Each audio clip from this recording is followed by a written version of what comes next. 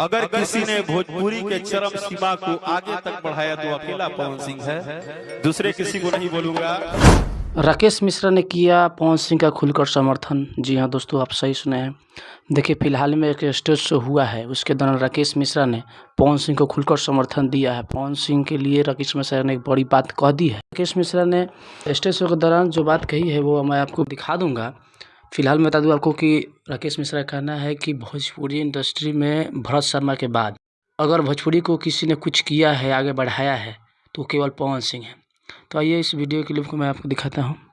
और आज आप जितने भी लोग कैमरा लगाए हैं, एक छोटा सा बात गाने बजाना शुरू करने के पहले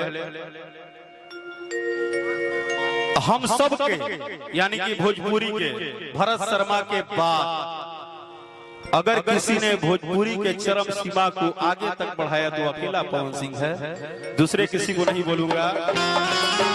राकेश मिश्रा की इस बात पर आपकी क्या राय है, कमेंट करके आप बताइए। और भोजपुरी इंडस्ट्री से जुड़ी ऐसी ही और खबर के लिए आप हमारे चैनल को सब्सक्राइब कर लीजिए। मिलते हैं अगले वीडियो में, तब तक के लिए जय भोजपुरी, जय बिहार।